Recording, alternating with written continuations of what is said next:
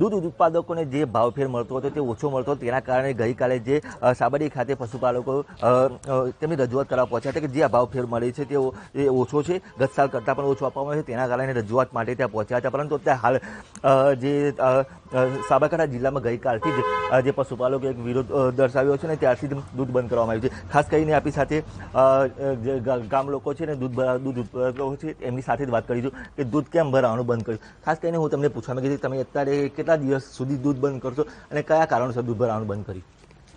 જ્યાં સુધી દૂધનો ભાવ વધારાનો ફેરફાર નહીં આવે ત્યાં સુધી અમે દૂધ બંધ રાખવાના છીએ.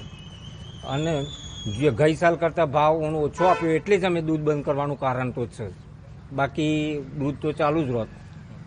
ચોક્કસ કે કાન્યો જે દૂધ મંડળી છે તેના ચેરમેન પણ આપણી સાથે આપણે એમને પાસે જાણ્યું ખાસ કરીને પહેલાં કેટલું દૂધ ભાવ વધારો મળ્યો હતો, અત્યારે કેટલો ભાવ વધારો મળે છે અને બંધ કરવાનું કારણ શું હોય છે? કે ગયા વર્ષે 20% જેવો નફો મળ્યો હતો, ભાવફેર મળ્યો હતો, અને આ વર્ષે 9.5% મળેલો છે. એ સભાસદોને બિલકુલ પોસાય એવું નથી. દિવસે દિવસે મોંઘવારી વધી છે અને આ તો ખરેખર જો અમારી ગામની મંડળી 6 થી 7% નફો કરતી હોય, ખાલી એ તો દૂધ લે છે અને મંડળીને સાબરડેરીને દૂધ આપે છે. જો 6 થી 7% અમારી મંડળી નફો કરતી હોય તો સાબરડેરીને ઓછામાં ઓછો 20 થી 25% નફો આપવો જોઈએ. ચોક્કસ કે અન્ય એક પશુપાલક આપણી સાથે તમે જે દૂધ ભરાતો તો દિવસ દરમિયાન કેટલો ખર્ચો થતો હોય છે અને કઈ રીતે કેટલી મહેનત કરીને તમે દૂધ ભરાતો હોય છે તો ભાવ નથી મળતો, તો શું માગણી તમારી? અમારી માગણી દૂધ વધારાની જ છે. પણ પેમેન્ટ જે આ લોકોએ દૂધના ભાવફેરમાં જે નાખ્યા છે 9.75% કંઈક કર્યું છે આ સાલ. ગઈ સાલે 20% જેવું બેઠું હતું. તો અત્યારના હાલના મોંઘવારીના જમાનામાં છે ને પાલવતું નથી. સવારે લોકો પશુપાલકો સવારે 4 વાગે ઉઠે અને આ ધંધામાં પરોવાય છે. હવે આમાં દાણ ખાંડના ભાવ ઊંચા છે અને દૂધનો ભાવ નીચો છે.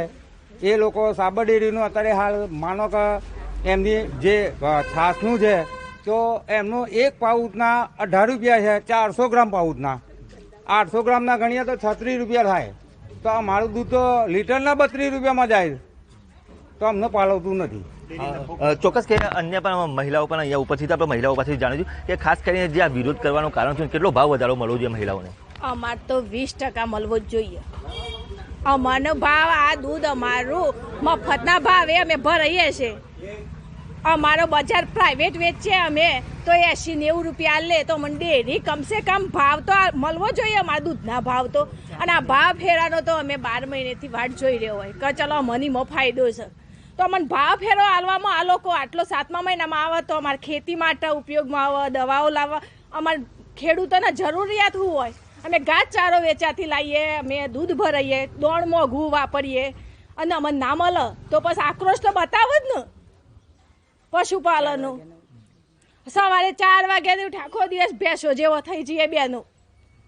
ભેંસો પાસે જ્યાં સુધી ના મળે ત્યાં સુધી, જ્યાં સુધી ના મળે ત્યાં સુધી દૂધ બંધ. ચોક્કસથી ખાસ કરીને જે લોકોનું છે એ પણ એ કહ્યું છે જ્યાં સુધી દૂધનો જે ભાવ વધારો, જે પૂરતો ભાવ વધારો ન મળે ત્યાં સુધી ગામ લોકો દૂધ બંધ કરશે.